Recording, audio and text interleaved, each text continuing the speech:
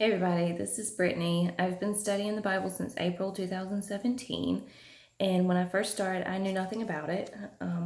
It was a lot of information, it was overwhelming, sometimes even stressful. So I wanted to make a Bible for Beginners Bible study. All right, so this week, week 41, we're doing Song of Songs or Song of Solomon, as some places have it written.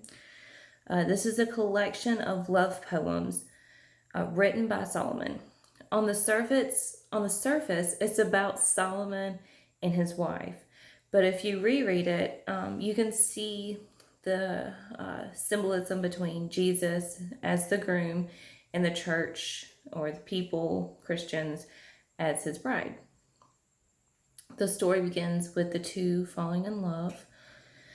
The bride realizes the groom is viewed as wonderful and wanted by many, and so he was put on a pedestal, and she didn't want to seem like any of the other women, um, like she was falling all over him, kind of thing. She describes herself as an ordinary woman with plain or less than average or thought after looks. Then she has daydreams of them together. They even speak of the troubles of marriage before they get married in chapter 2, verses 14 through 17. And then you get to chapter 3, verse 6, and you see their wedding. You see her coming in like a beautiful bride, and him with 60 groomsmen in a royal carriage.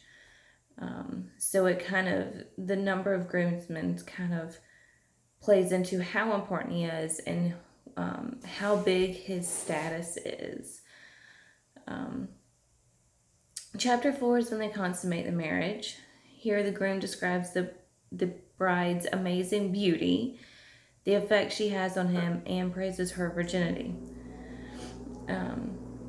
Chapter 5 again expands on problems in a marriage, where she is dreaming about him trying to come in the house, but she is slow to get up and unlock the door because it's inconvenient for her.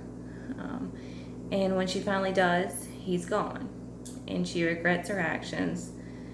And she describes him while still feeling guilty about all this and how wonderful he is.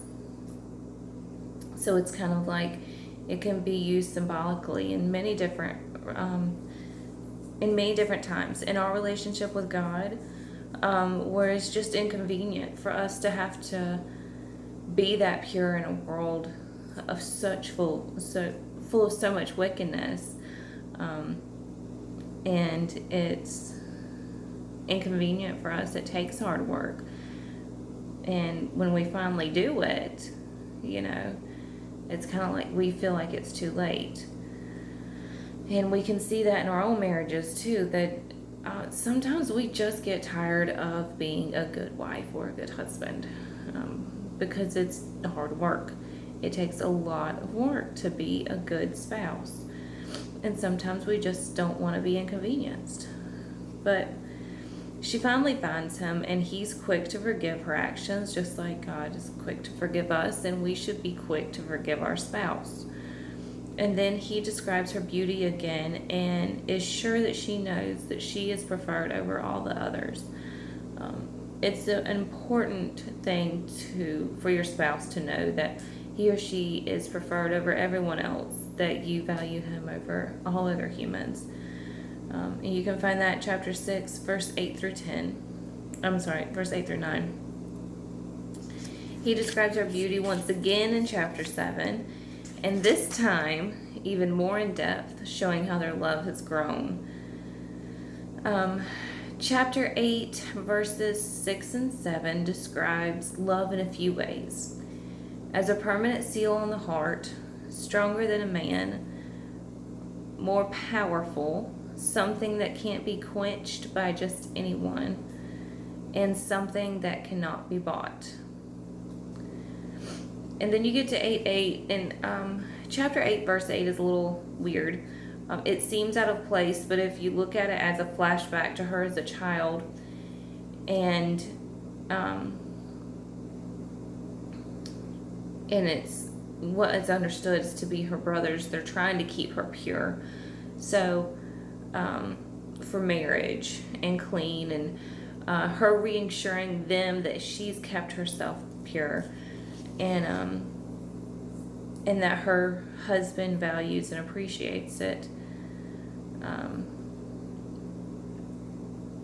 It's a little it's a little excerpt that's kind of threw me a little bit until I really studied it. But if you go through, it's not a huge book. If you go through the book once and look at it as a marriage and as face value between Solomon and his wife, or between you and your spouse, and then you can go through it again and put in Jesus, Jesus as the man or the groom, and us as the wife or the woman, you can see that both scenarios fit perfectly. Because a lot of things that we need between us and God, or us and Jesus, is a lot of things that our relationship also needs. The trust, the the forgiveness, the grace, everything. Next week we will start with Isaiah.